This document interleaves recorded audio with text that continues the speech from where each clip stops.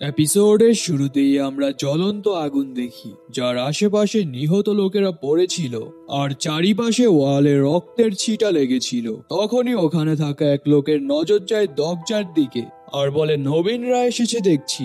হেই, তোমাদের দুজনের মধ্যে এখানে রুলার কে, তুমি নাকি এই মেয়েটা? একটা লোক আবার তার শট নিয়ে আগাতে আগাতে বলে, আমার তো মনে হচ্ছে ওই বাচ্চাটা রুলার। ওখানে থাকা আরো দুজন লোক আবার অ্যাটিটিউড নিয়ে দরজাকে বলে, হেই, তোমরা আমাদের কথার জবাব দিচ্ছ না কেন? সাথে সাথেই দরজা তার স্টার র্যালিক দিয়ে একটা স্ল্যাশ করে ওদেরকে ইনজার্ড করে ফেলে আর কাম লুক দিয়ে বাকিদের দেখে। ওদের লিডার বলে ওঠে, ড্যাম, এই বাস্টার্ডের বাচ্চাদের মেরে ফেলো। এটা শুনে ওর চেলারাও দরজাকে মারার জন্য আগায়, কিন্তু দরজা তার ফাস্টেস্ট অ্যাজিলিটির সাহায্যে একটা স্ল্যাশ করে তাদের শরীর থেকে হাত পা আলাদা করে ফেলে। এটা এতটাই ফাস্ট হয় যে তারা বুঝে উঠতে পারে না যে কিছুক্ষণ আগে তাদের সাথে এটা কি হলো। তখনই অপর প্রান্ত থেকে কিছু ভাঙ্গার আওয়াজ আসে। আমরা দেখি ইনজার্ড লোকেদেরকে গিলিয়ং তার হ্যামার দিয়ে শেষ করে ফেলছিল। সাংহা গিলিয়ংকে ডাকে আর বলে, থামো গিলিয়ং, ফাইনাল ব্লোটা আমাকে করতে দাও। গিলিয়ং বলে, আমার এতে কোনো আপত্তি নেই। সাংহা বলে, তারপরও তুমি পিছু হটো আর বাকি কাজগুলো আমাকে করতে দাও। আমরা দেখি সাংহা একটা সর্ড নিয়ে ওখানে থাকা লোকেদের ফুললি মেরে ফেলে আর বলে, গিলিয়ং এর কাজগুলো এখন থেকে আমি করব। দরজা আবার সাংহাকে জিজ্ঞাসা করে সে সব ম্যানেজ করতে পারবে কিনা। সাংহা বলে, হ্যাঁ আমি পারবো। কিন্তু আমরা দেখি সাংহার হাত কাঁপছিল। ওরা কথা বলছিলই, তখনই ওপাশ থেকে কেউ একজন হাততালি দেয়। দরজা বলে, কে তুমি? লোকটা হাত ওপর করে বলে, হেই রিল্যাক্স, আমি এখানে ফাইট করতে আসিনি। আমি আপনাদের ফাইটিং দেখেছি। আপনি তো একটা স্ল্যাশেই জাংরি গ্রুপকে ওয়াইপ আউট করে ফেলেছেন, কিন্তু আপনি কি জানেন তাদের রুলার মারা যাওয়ার আগে তারা বেশ পাওয়ারফুল ছিল। আর আপনি তো একটু বেশি লেট করে ফেলেছেন। অন্যান্য রুলার্সরা তো অলরেডি ডানজানে এন্টার করে ফেলেছে, আর আমরা যেখানে কথা বলছি সেখানে হয়তো এখন তারা একে অপরের সাথে ফাইট করছে। যদিও উইনার কে হবে তা অলরেডি ডিসাইড হয়ে গেছে, আর এখানে থাকা সকলেই জানে সে কে হবে। দরজা বলে, কে সে? লোকটা বলে, আপনি কি টাইরেন্ট রুলারের নাম শুনেছেন? বর্তমানে সে নর্থ সেওলের সবচেয়ে স্ট্রং রুলার, আর এটা ক্লিয়ার যে অ্যাবসলিউট থ্রোনে সেই বসবে। কিন্তু এখানে আরো একটা বিষয় আছে, সে স্ট্রং হলেও আমার মনে হয় না সে থ্রোনে বসতে পারবে। তার কাছে উচ্চ মাত্রায় স্ট্রেংথ থাকার পরও লোকেদের কিভাবে হ্যান্ডেল করতে হয় সে ওটা বুঝে না। একজন অ্যাবসলিউট কিং এর অবশ্যই লোকেদের মনোভাব বোঝার ক্ষমতা থাকতে হবে, আর আমি যেই রুলারকে সার্ভ করি তার সেই ক্ষমতাটা আছে। তাই আমার মতো বহু ইনকার্নেশনরা তাকে ফলো করে। আমার ধারণা অনুযায়ী সে অ্যাবসলিউট থ্রোনের ফিউচার মাস্টার হতে পারবে। দরজা ভাবে, দেখে তো মনে হচ্ছে ওদের রুলারও দরজার ওপাশে আছে, তাই সে এখানে দাঁড়িয়ে তা গার্ড করছে। ঠিক আছে, তাহলে তুমি এখন কি চাচ্ছ? আমরা তোমাদের সাইডে চলে আসি? লোকটা বলে, আমি তো জাস্ট আপনাদের অফার করছি। আপনাদের যদি সমস্যা না থাকে তাহলে আমাদের সাথে ফোর্স জয়েন করা সম্পর্কে আপনাদের কি ধারণা? দরজা বলে, আমি কেন তোমাদের সাথে ফোর্স জয়েন করব? লোকটা বলে, ভালো করে ভেবে দেখেন, তার মতো একজন সাইকো যদি লেজেন্ডারি শটটা পেয়ে যায়, সাথে অ্যাবসলিউট থ্রোনে বসে সেওলে থাকা বাকি রুলার্সদের কন্ট্রোল করতে পারে, তাহলে আমাদের কি অবস্থা হবে? আপনার কি মনে হয় না যে কোনো মূল্যে হলেও আমাদেরকে তা থামানো উচিত? দরজা বলে, হ্যাঁ তা তো শিওর।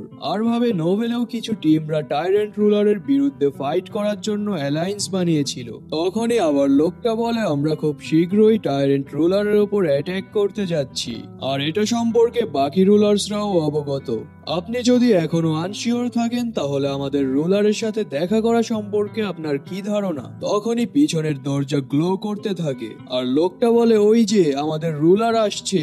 আমরা সামনে থেকে কাউকে আসতে দেখি। তাকে দেখে সাংহা দরজাকে ইশারা দেয়। দরজা দেখে ওই লোকটা আর তাদের দলবলরা একজন মঙ্কের সামনে ঝুঁকে বলছে, স্বাগতম আপনাকে ওয়াইস রুলার। আমরা দরজার ক্যারেক্টার লিস্টের মাধ্যমে তার অ্যাট্রিবিউটস দেখি।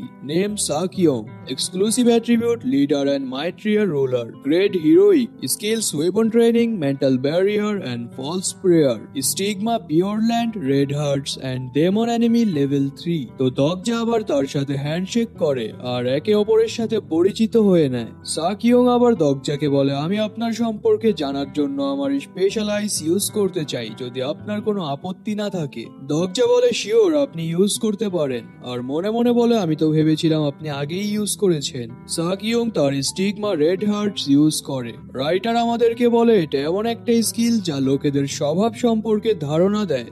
যেমন কেউ যদি ভালো স্বভাবের হয় যেমন হায়ুং সং, তাহলে সে পুষ্যবর মেগুনি। আর কেউ যদি বিশ্বাসঘাতক বা খারাপ স্বভাবের হয় তাহলে সে ব্যাকস্ট্যাবিং মাগুনি। আর দগজার মাগুনি স্ট্যাটাসে লেখা ছিল যে তার সাথে ভুলেও লাগতে আসা যাবে না। এটা দেখে তো সাকিউং ঘাবড়ে গিয়ে পিছপা হয়ে যায় আর বলে, না এটা হতে পারে না, আমি নিশ্চয়ই চোখে ভুল দেখছি। যাই হোক, আমাদের আসল প্ল্যান পরবর্তী 1 আওয়ার্সের মধ্যে শুরু হতে যাচ্ছে। যদিও তোমরা লেট, কিন্তু তারপরও আমি তোমাদেরকে ফোর্স জয়েন করার অফার দিব।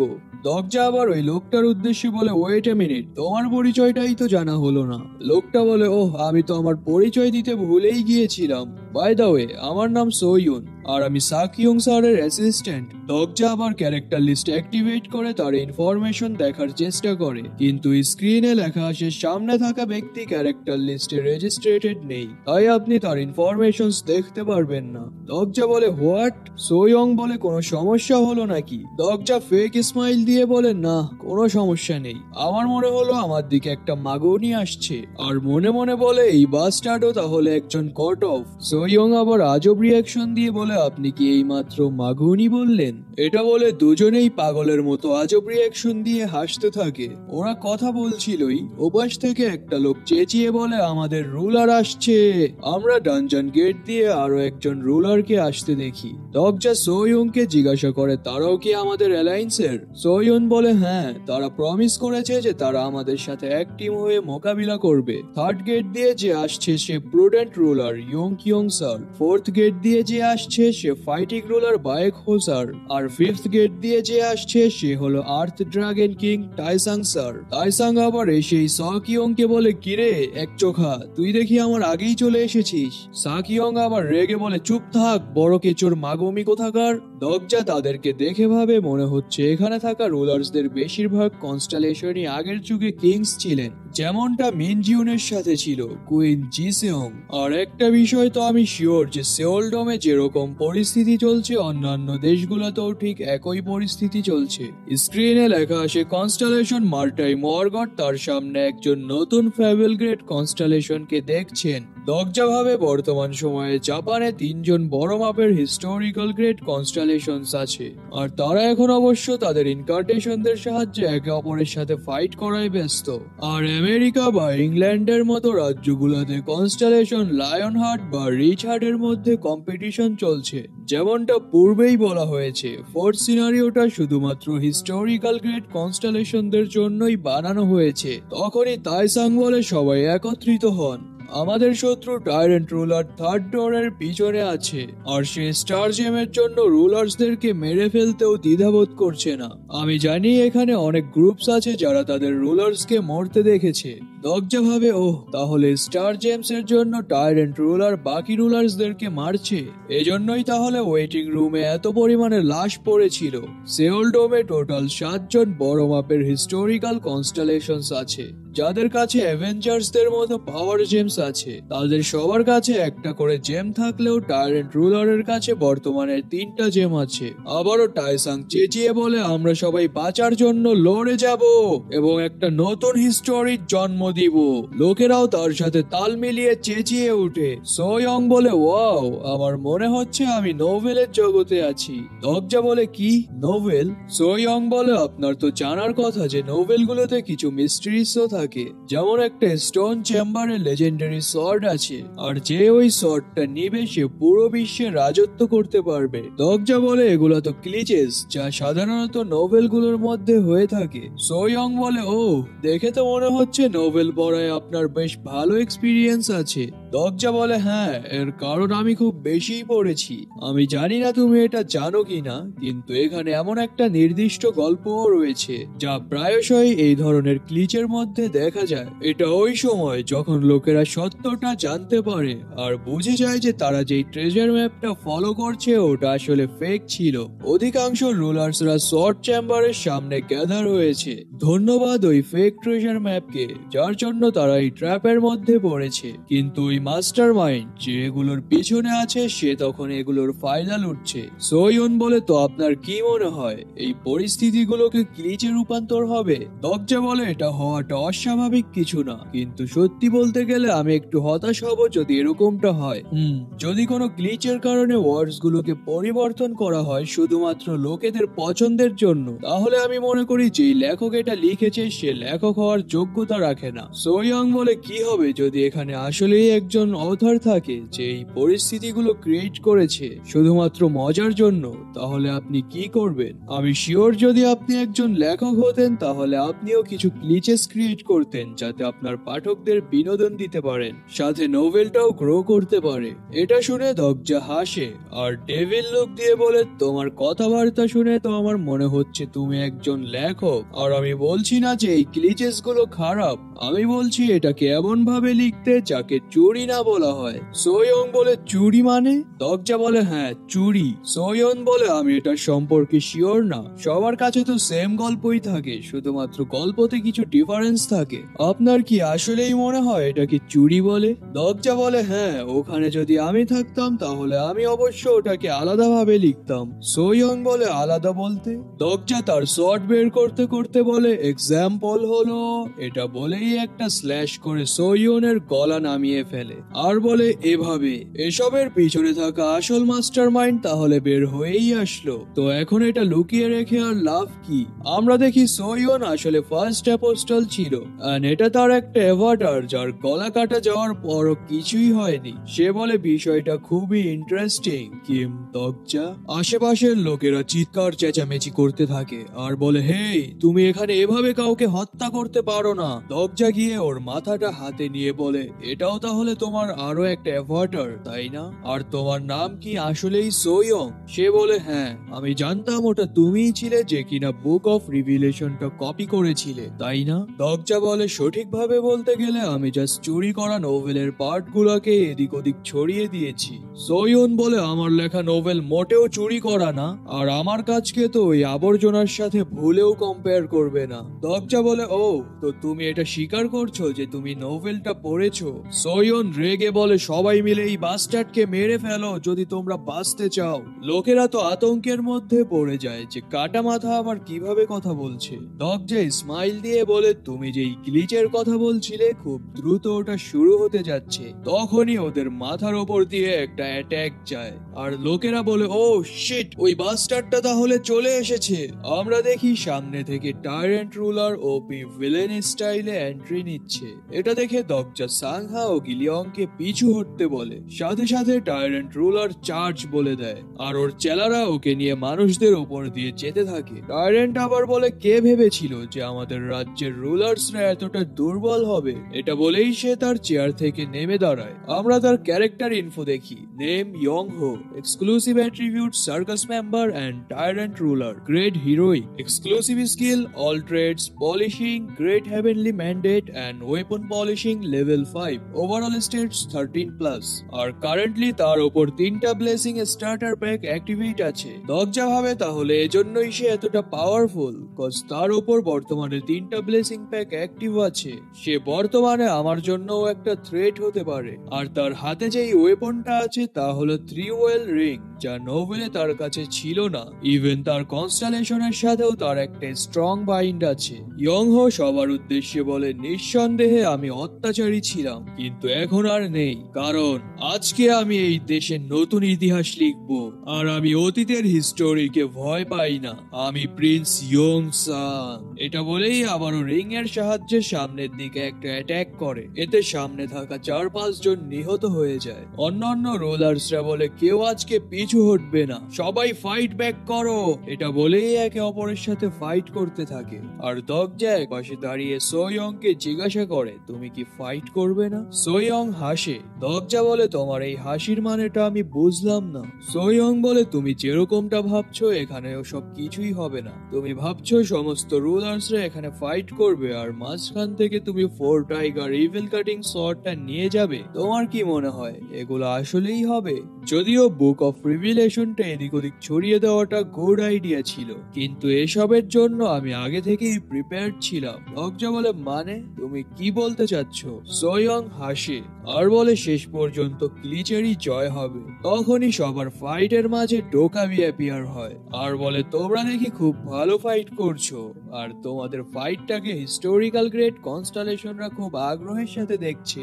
যাই হোক, তোমরা সকলে কি ফেবেল গ্রেডে যেতে চাও না? তোমাদের জন্য একটা গুড নিউজ আছে, থ্রোন কিং হওয়ার সেকেন্ড কোয়ালিফিকেশন রিভিল করা হচ্ছে। তখনই সবার সামনে সিস্টেম উইন্ডো ওপেন হয়, যেখানে ফার্স্ট কোয়ালিফিকেশন তো অলরেডি লেখাই ছিল, সাথে সেকেন্ড কোয়ালিফিকেশনও অ্যাড হয়। সেকেন্ড কোয়ালিফিকেশন শুধুমাত্র কিছু রুলার্সরাই সিংহাসন দাবি করার যোগ্য হবে, আর সিংহাসনের অধিকারকে চ্যালেঞ্জ করতে আপনাকে অবশ্যই আশেপাশের অন্যান্য রুলার্সদেরকে মেরে ফেলতে হবে। ডোকাবি বলে, ওহ, আমি তো আরেকটা কথা এড করতে ভুলেই গিয়েছিলাম, যে শুধুমাত্র 5 জন রুলারই থ্রোনের জন্য অ্যাপ্লাই করতে পারবে, আর বর্তমানে এই ডানজনে 12 জন রুলার্স আছে।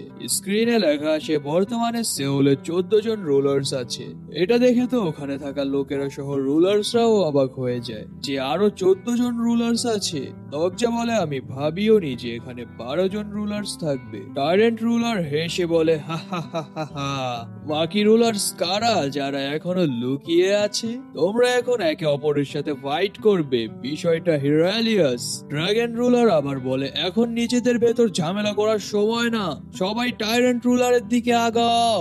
সোয়ন আবার চিৎকার করে বলে, এখানে দেখো, আমাকে যে ধরে আছে এই লোকটাও একজন রুলার, আমি দেখেছি তার কাছে একটা ফ্ল্যাগ আছে। এটা শুনে লোকেরা দগজার দিকে কিলিং ইন্টেন্স নিয়ে তাকায়, আর দগজা সোয়নের মাথা পিষে ফেলে, আর লোকেরা বলে আমাদেরকে তাহলে প্রথমে এই লোকটাকেই মারা উচিত। দগজাও ফাইটের জন্য রেডি হয়ে যায়। তখনই দেখা যায় অন্যান্য রুলার্সদের টিম মেম্বাররা তাদের উপর অ্যাটাক করে দেয়। এতে ফাইটিং রুলার ও প্রুডেন্ট রুলার মারা পড়ে। স্ক্রিনে লেখা আসে বর্তমানে 12 জন রুলার্স বেঁচে আছে, তো মঙ্ক এন্ড ড্রাগন রুলার একে অপরকে কভার করে দাঁড়ায়। আমরা দেখি টাইরেন্ট রুলারের টিমে থাকা লোকেরাও তার উপর ছোড়াঘাত করে দেয়, সাথে সাথেই টাইরেন্ট রুলার তাদের উপর অ্যাটাক করে তাদের মাথা আলাদা করে ফেলে। আমরা দেখি কাটা মাথাগুলো হাসছে, এতে বোঝা যায় যে তারা সোয়নের অ্যাভাটার্স ছিল। ব্যাকগ্রাউন্ড থেকে লোকেরা চিৎকার করে বলে, জেমস, আমাদের জেমস কেউ চুরি করে নিয়ে যাচ্ছে। আমরা কাউকে দেখি যে বলছিল, আমি বলেছিলাম তোমাদের, শেষ পর্যন্ত গ্লিচের জয় হবে। স্ক্রিনে লেখা আসে ফেক রুলার সোয়ন সবগুলো জেমস পেয়েছে। আমরা সোয়ং এর রিয়েল বডিকে দেখি, যার হাতে 7 স্টার জেমস ছিল। দগজা তাকে দেখে ভাবে, আমাকে এটা বলো না যে সেই চোরটা আসলে একজন মেয়ে। তো সে শুরু থেকেই সমস্ত রুলার্সদের কাছে তার কিছু অ্যাভাটার্স পাঠিয়ে দিয়েছিল, যারা তাদের প্রতি লয়াল হয়ে সঠিক সময়ের অপেক্ষা করছিল। আমরা দেখি সোয়ং 7টা জেম একসাথে ভেঙে ফেলে। স্ক্রিনে লেখা আসে 7 স্টার জুয়েল স্যাক্রিফাইস করার কারণে নতুন আইটেম জন্মগ্রহণ করছে। এরপর দেখি ওপর থেকে স্টার লাইটনিং আসে আর সোয়নের হাতে শট চলে আসে। স্ক্রিনে লেখা আসে fake ruler Soyung 4 tiger evil cutting shot পেয়েছে, আর সে শটটা পেয়েই বলে, হা হা হা, আমার হাতে এটা কি তোমরা কি দেখেছো? তোমরা সবাই এখন মারা পড়বে। সাংহা বলে, মিস্টার দগজা, আমরা এখন কি করব? দগজা বলে, প্যারা নিও না, সবকিছু ঠিক আছে। সাংহা বলে, আসলেই কি সবকিছু ঠিক আছে? গিলিয়ং আবার বলে, ভাইয়া, ওটা কি খুব পাওয়ারফুল শট না? আমরা দেখি সোয়ং শট নিয়ে লোকেদের গায়ে একের পর এক স্ল্যাশ করতে থাকে, কিন্তু পর মুহূর্তেই দেখে লোকেদের গায়ে একটা আঁচড়ও লাগেনি। সে বলে, বুঝলাম না, এই শট কি এতটাই দুর্বল নাকি? লোকেরা বলে, এই ডাইনির বাচ্চাকে মেরে তার হাত থেকে শটটা নিয়ে নাও সবাই। সোয়ন শট ঘুরাতে ঘুরাতে বলে, না, কেউ আমার কাছে আসার চেষ্টাও করবে না। দগজা আবার তার ফার্স্ট এজ অ্যাজিলিটির সাহায্যে ওর পিছে চলে যায় আর বলে, কি সুন্দরী, হেল্প লাগবে নাকি? সোয়ন আবার দগজার উপর স্ল্যাশ করে বলে, শাট আপ, আমার কোন রকম হেল্প লাগবে না। এসব দেখে আবার টাইরেন্ট রুলার রেগে বলে, বাস্টার্ডের বাচ্চারা, আমি তোমাদের সবাইকে মেরে ফেলবো। দগজা ভাবে এখন এসব একটু বেশিই হচ্ছে, আর তার তো এই সময়ের মধ্যে চলে আসার কথা। নর্থ ডিস্ট্রিক্টটা তো এত দূরেও না যে ফিরে আসতে তার এতটা সময় লাগছে। সাথে সাথেই আবারও লেখা আসে বর্তমানে 10 জন রুলার্স বেঁচে আছে। এটা দেখে তো দগজা বুঝে যায় আর ডেভিল স্মাইল দিয়ে বলে, সে আসছে। বাকি রুলার্সরা তো এটা দেখে আতঙ্কের মধ্যে পড়ে যায় যে এক এক করে এত রুলার্স কিভাবে কমছে। সাথে সাথেই আবারও লেখা আসে বর্তমানে 9 জন রুলার্স অবশিষ্ট আছে। 8 জন রুলার রুলার্স অবশিষ্ট আছে। লোকেরা চেঁচিয়ে বলে ওঠে, এখানে তো কেউ একজন আছে যে শুধু রুলার্সদেরকে মারছে। টাইরেন্ট রুলার বলে, আমি এসবের পরোয়া করি না। এটা বলেই লোকেদের মারতে থাকে। তখনই চারিপাশে ভূমিকম্প হতে শুরু করে আর টাইরেন্ট রুলারের ওপর পাহাড় ভেঙে পড়ে। এতে সে অন স্পটে মারা যায়। স্ক্রিনে লেখা আসে আর মাত্র 7 জন রুলার্স অবশিষ্ট আছে। লোকেরা তো এটা দেখে ফাইট থামিয়ে পাহাড় কিভাবে ভেঙে পড়লো ওটাই দেখতে থাকে। আমরা সামনে থেকে কাউকে আসতে দেখি, যে ছিল সেওলের 7 জন রুলারের থেকেও powerful ruler, the supreme ruler Jung Hyuk. Jung Hyuk এসেই বলে, তকজার বাচ্চা। তকজা স্মাইল দিয়ে বলে, আরে জং হিউক দেখছি, যাক লেট করে হলেও তো এসেছিস তাহলে। জং হিউক ডার্ক লুক দিয়ে বলে, তুই এখন আমার হাতে মারা পড়বি। তো জং হিউকের ব্যাডাস এন্ট্রির সাথে আজকের এই এপিসোডটা এখানেই শেষ হয়ে যায়।